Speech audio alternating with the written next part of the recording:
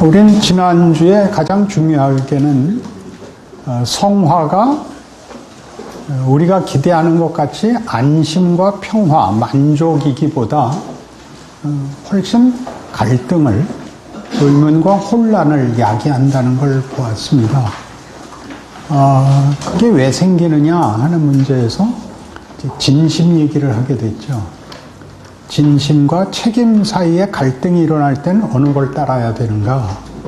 그럴 때 여러분은 당연히 책임이 진심에 의해서 책임이 수행되어야 된다라고 대답을 했고, 실제로는 진심과 책임 사이의 거리가 멀다는 것이 현실입니다.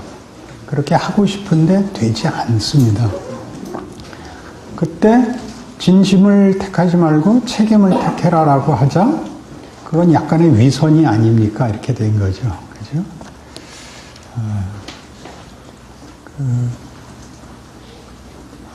책임을 따르는 것을 위선이라 그러지 않고 성경적 용어로 순종이라 그런다 그랬습니다. 진심은 아직 만들어지지 않고 따르긴 해야 되고, 그래서 따를 수도 없고 안 따를 수도 없고 그 사이에서 이중적인 태도를 취하게 되고 후회하고 자책하는 게 많아서 교회에 끊이지 않고 나오는 기도 내용이 회개입니다. 지난 한 주일 동안도 제대로 못 살고 왔습니다라는 회개가 주일 아침 공예배에 꼭 등장을 하는데, 의아스러운 게 그게 100년이 넘게 하는 똑같은 기도예요. 한 번도 잘했다가 없어. 늘 후회가 끝이. 그러니까 구체적으로 그것이 왜 그런 기도가 나오는지, 현실이 왜 그런지. 말하자면 이렇게 우리가 기대하는 게 완성이라면 과정에 있다는 것을 이해들을 못해서 그 과정은 자라나면서 아직도 목표에 다다라지 못한 것 속의 그 불만이 부정적인 것으로만 이해되고 긍정적인 것으로 이해되지 않아서 그렇습니다. 그래서 성화란 만족스럽지 않지만 잘하고 있는 과정입니다. 그래서 오늘은 좀 더 구체적으로 설명을 하겠습니다. 오늘 하는 내용은 우리가 지난번 강의에서 한 것을 정체성 중에 신자의 정체성이 성화에서는 어떻게 특징적으로 나타나는가 하는 문제에서 그 존엄성이라고 얘기를 했습니다. 인간이 존엄한 존재다. 하나님의 사랑의 대상. 하나님이 거룩으로 부른 존재, 운명을 가지고 있다. 그래서 단순한 명분이나 덕목상의 윤리 도덕을 완성하는 게 아니라 존재 자체를 그렇게 이해하는 것을 첫 시간에 다룬 셈입니다. 그걸 더 이해하기 위해서 오늘은 기독교인의 세계관을 다룰 작정입니다. 고든 스미스의 온전한 회심이라는 책에 의하면 회심을 하면, 우리 보편적인 표현으로 구원을 받으면, 신자가 되면 두 가지 뚜렷한 변화가 나타나야 되는데, 첫째는 그 도덕성이고 둘째는 세계관입니다. 도덕성이란 이제 하다가 거짓말 안 하는 사람이 되었다라는 도덕성이 아니라 존엄한 존재라는 걸 아는 겁니다. 거짓말 같은 걸 하는 존재가 아닌 더 나은 존재가 됐다는 정체성으로서의 도덕성을 가지는 겁니다. 난 하나님의 자녀다. 예수가 나를 위해 죽은 존재다. 이런 것이 그를 낫게 만드는 겁니다. 그러니까 이제 어느 신학교 다녀 그러면 합신 다니는 거를 우리 합신 학생들은 대단히 자부심을 갖고 얘기를 합니다. 그러니까 합신해 나갑니다. 그러면 모르는 사람들이 있는 걸 우리가 이해를 못 합니다. 합신이라니 그러면 속으로 무식한 것. 그렇게 되죠. 그런 것과 똑같이 예수를 믿는다는 것을 자기 자신에 그렇게 자부심으로 가져야 됩니다. 난 예수 믿는 사람이다. 난 여기서 치사하게 굴 수 없다. 상대방에게 설명해서 자기를 증명하는 게 아니라 실제로 그래야 되는 겁니다. 근데 그게 만만치 않습니다. 안 해봐서. 그러니까 예를 들면 신사도라는 것은 요새 신사도 운동 그 신사도 말고 젠틀맨십 신사도라는 건 자부심을 말하는 겁니다. 나는 너와 다른 훨씬 나은 존재다를 예의 있게 드러내는 것을 신사도라고 합니다.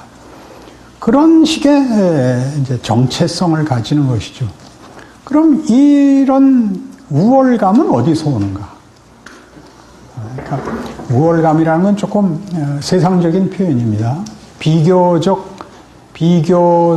상대적 우위에 서 있는 그런 우월감이 아니라 정체성에 대한 이런 나는 하나님의 백성이다. 하나님을 아버지라 부른다. 라는 이런 우월감은 우리로 하여금 세계관을 바꾸게 만듭니다. 세계관이라는 것은 구체적으로 여러분이 학문적으로 이해를 정리하려면 제임스 사이어의 현대 사상과 기독교 세계관이라는 책을 보셔야 됩니다. 그 정도는 알고 있어야 됩니다. 자연주의,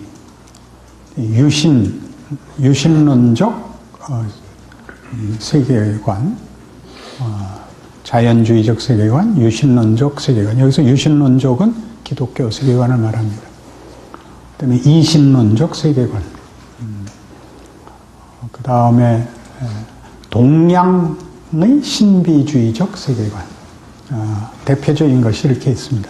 실존주의도 나오고, 그러나 크게 이렇게 나눌 수 있는데, 그런 세계관은 가장 크게 생명의 기원은 어디인가?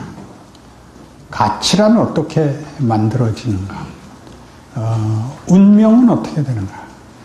그리고 그런 거를 만드는, 운명을 결정하는 것은 누구인가? 이런 것들이 세계관입니다. 그 예수를 믿으면 당연히 세계관이 바뀝니다. 뭐가 바뀌죠? 창조가 있죠. 타락이 있습니다. 왜 세상이 이 모양인가? 타락이 있죠. 그리고 구원이 있죠. 그리고 종말이 있습니다. 이 모든 것의 주인은 하나님입니다. 그렇죠? 그러나 이 정도로 세계관이 끝나는 것이 아니라, 그러면 이 하나님이 왜 창조를 실패하시고 그 실패를 뒤집으시고도 다시 이렇게 고달프게 만들었는가라고 현실적인 질문을 하게 만들어야 됩니다. 그렇죠? 여러분들의 약점이랄까, 한국 교회에서의 여러분들이 처한 역사적 시점이 아직 충분한 교회사를 갖고 있지 못해서 이 현실적인 질문을 다 안 하고 있습니다. 창조가 타락에 의해서 엎어지는 것도 사실은 우린 설명이 없고, 그다음에 예수로 말미암은 구원에서 우리를 위해 십자가를 지시는 창조가 말씀으로 이루어진 것과 비교할 수 없는 진정성과 어떤 하나님의 직접적인 몸으로의 개입으로 만들었음에도 불구하고 피 흘려 회복시킨 세계에서 아직도 이렇게 살아야 되는가? 라는 걸 물어야죠. 그리고 진심을 가지고 열심을 가져도 보상받지 못하는 신앙생활은 도대체 그럼 뭔가? 이런 질문들은 금기사항 같이 됐죠. 왜 물어보지 못하게 했을까요? 물어보면 마치 신앙이 없는 것처럼 여겨졌을 것 같아요. 왜 그랬을까요, 어른들? 왜 그러면 그거 물어보면 신앙이 없다 그랬을까요? 왜냐하면 공식처럼 이루어져 있었기 때문에 열심히 하면 복을 받는다라는 공식이 기존의 신자들에게는 박혀 있을 것 같아요. 중요한 게 빠져 있어요. 그들도 답을 모르기 때문에 못 물어보게 한 거예요. 자기네들도 고민만 하고 늙은 거예요.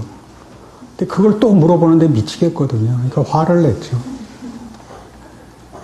세계관에서 우리가 꼭 그 큰 아까 얘기한 창조, 타락, 구원, 그리고 현실, 종말 이런 큰 틀 사이를 메꿔야죠. 그 사이가 오늘이거든요. 그건 뭐냐 하는 거죠. 현실이 뭔가, 구원은 뭔가, 구원이 도대체 이게 뭔가. 그러니까 구원이 시작되어 구원이 완성되는 사이가 성화인 거죠. 그렇죠. 순서적으로. 예수님 다시 오시면 영화거든. 우리 학문적으로 표현할 때. 지금 구원 받은 거 아니에요? 네. 구원이 왔다 갔다 하는 건 아니잖아요, 지금. 맞습니다. 구원이 완성되는 건 믿잖아요. 예수님 다시 오는 걸 믿는 거 아니야. 영원히 사는 것을 믿사옵나이다. 그 가운데서 헤매는 거 아니야. 여기가 성화지. 헤매고 있어도 성화지. 헤매는 성화. 할 말 없는 성화. 이게 뭐냐 하는 거예요. 하나님께서 창조와 달리 이 재창조, 구원은 예수로 말미암아 이루심으로 우리에게 최소한 이런 증언을 해요. 구원이 예수 안에서 구체적이었던 것처럼 모든 성도는 교회 안에서 구체적으로 자라나라고 한다. 이때 구체적이라는 말은 시간과 공간과 육체예요.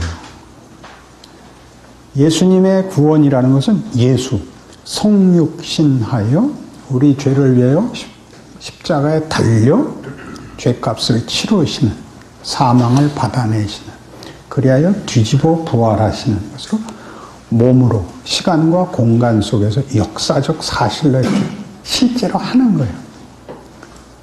똑같이 우리를 예수로 인하여 하나님의 자녀로 부르고 우리를 완성하시는 그 약속된 종말까지 이렇게 인생을 살아서 우리를 완성하시겠다.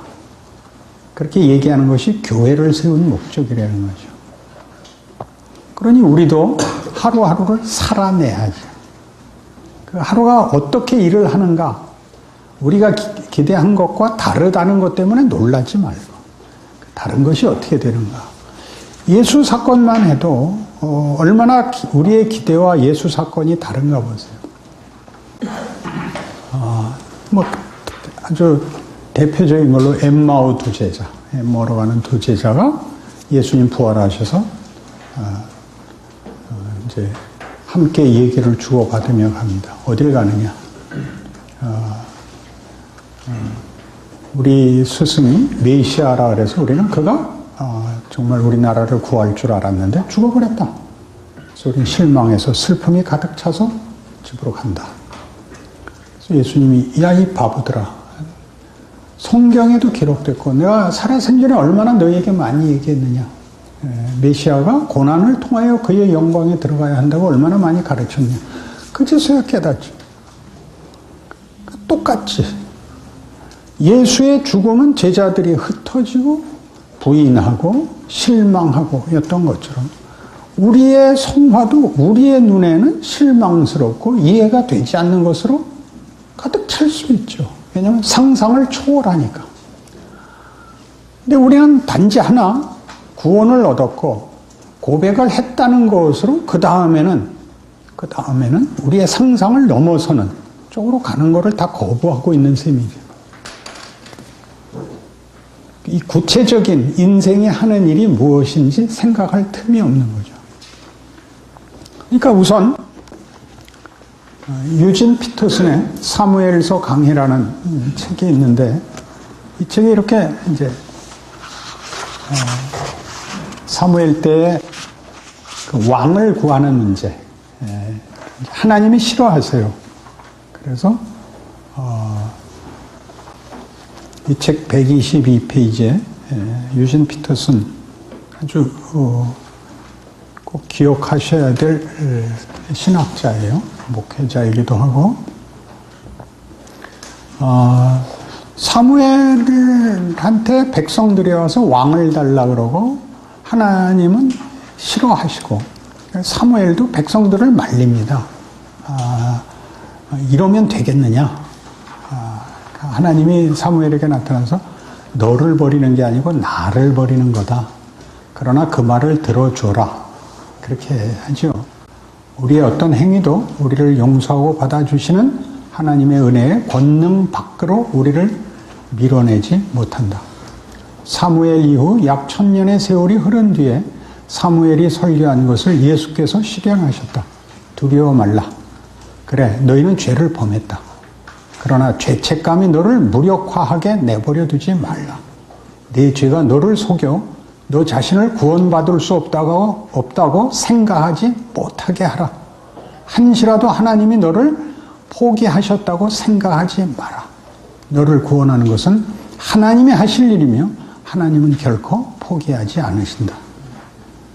쌈쌈하죠?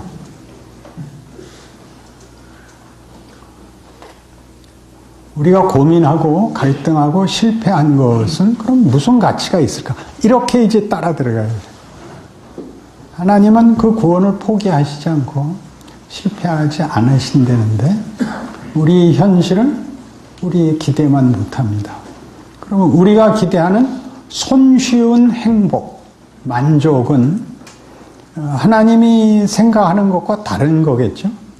하나님은 우리의 이 연약함, 그리고 우리 자체가는 못남 갖고 일을 하시는 셈입니다. 그게 무슨 일을 할까요? 제 인생에서 보면 하나님은 우리에게 인간성을 회복하시려고 합니다.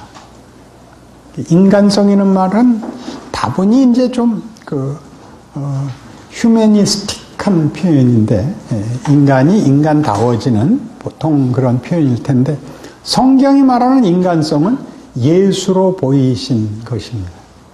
예수님이 하나님께 순종하시고 하나님의 기쁘심에 참여하시고 능동적으로 그의 통치에 참여하시는 것 같은 그것을 우리에게 요구합니다. 가장 우선하는 것이 지금 말한 이런 성품과 속성에 관한 것입니다. 그러니까 여러분들이 율법적으로 생각하는 덕목들, 정직, 성실, 완벽 이런 것이기보다는 성경에서는 훨씬 이쪽이죠. 긍휼, 자비, 용서, 인내로 요구되고 있습니다. 그러니까 여러분들이 할 일은 뭐냐 하면 여러분들이 완벽한 일을 하고 흠이 없는 것보다 여러분의 현실 속에서 일어나는 세상이 주는 위협, 시험 때에 여러분들이 물론 신앙을 지켜야 하는 중요한 싸움과 함께 그 일을 당하는 동일한 현장에서의 이웃들 앞에서 여러분이 위로자가 되라는 겁니다. 인생을 살면서 여러분들이 만나는 것은 세상의 위협과 거짓 앞에 타협하거나 무릎 꿇는 사람들을 실컷 보게 됩니다. 여러분들도 타협하거나 무릎을 꿇기도 합니다. 근데 그 이해관계가 걸려 있을 때 여러분들이 잘못한 경우보다 여러분들이 손해를 보는 경우가 이제 더 많아집니다. 아무래도 그때 보복하지 말라는 겁니다. 싸움은 순 여기에 달려 있습니다. 어떻게 보복하지 않아야 되느냐? 상대방 못난 것을 너 자신의 그 현실과 비교해서 용서해 줘라 그러는 겁니다. 그게 온유고 겸손입니다. 그러니까 온유와 겸손은 여러분들이 그 명분으로는 아무리 훈련을 해도 실력이 생기지 않습니다. 여러분들이 못난 자신을 경험해야 할 수 있게 됩니다.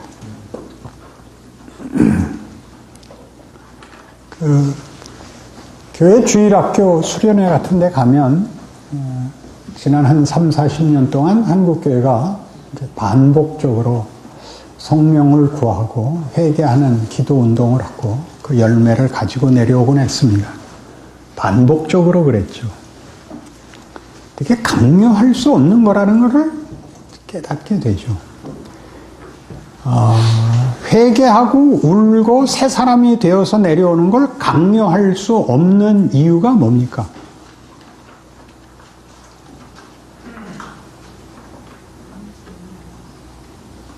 저는 고등부 전도사 시절에 어느 맡았던 교회 고등부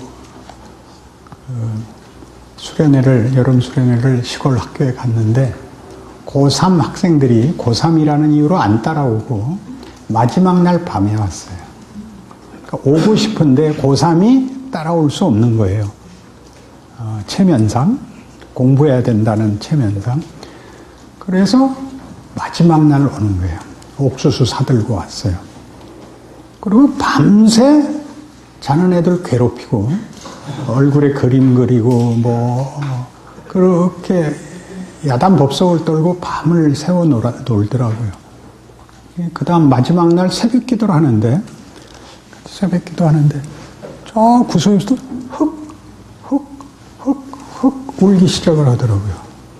어제 밤에 온 새끼들이 밤새 지랄치고 놀다가 아침에 흑 하니까 웅성웅성에 따라 들어야 돼서 내가 갑자기 불을 탁 켰어요. 다들 일어나. 너 이 새끼들아 왜 울어? 이렇게 됐어요. 그냥 파문당할 뻔했어요.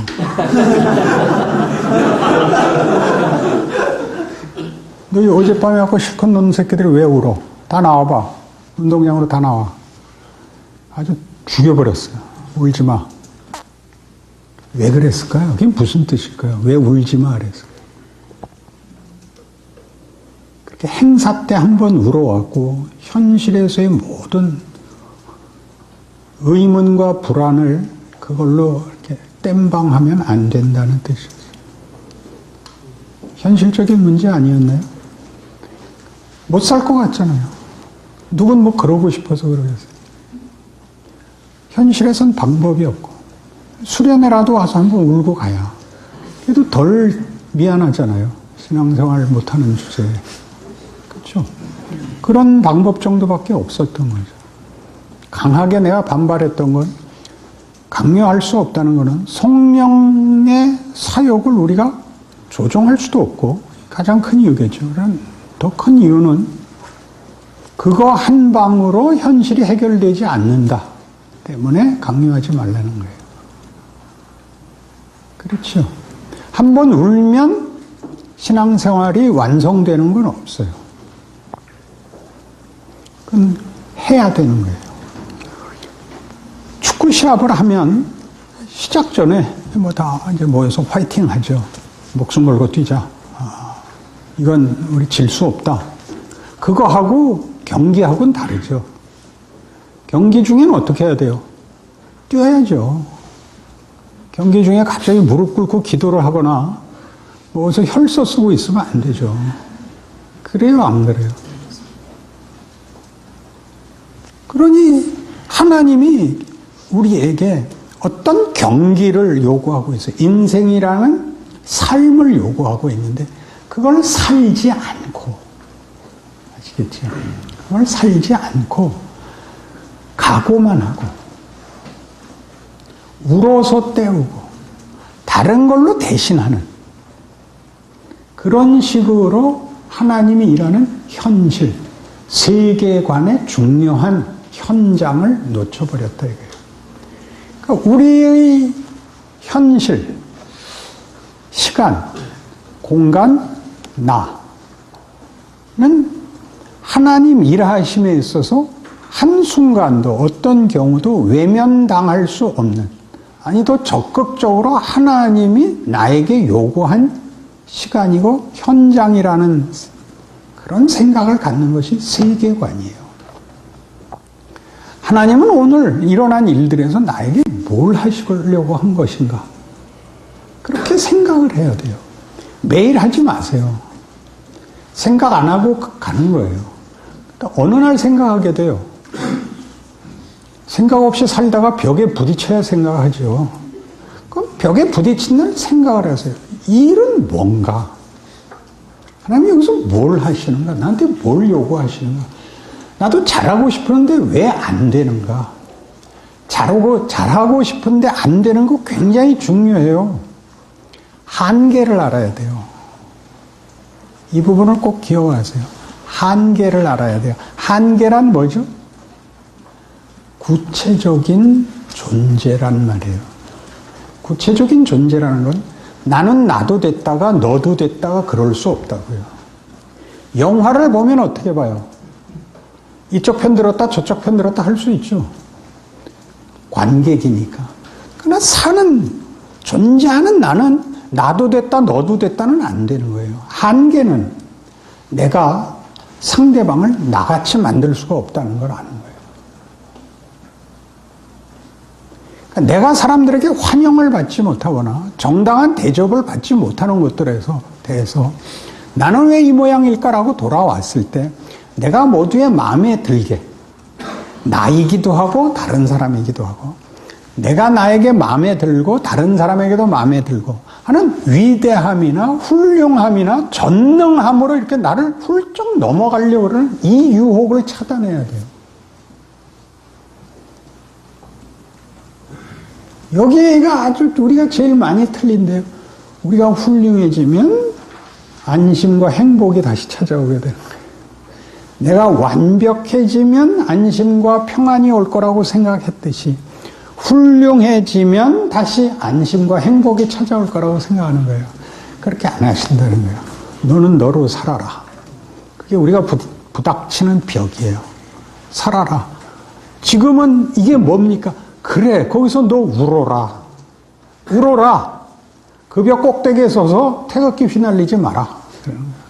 알아들어요? 못 알아듣죠. 나중에 살다가 기억이 날 거예요.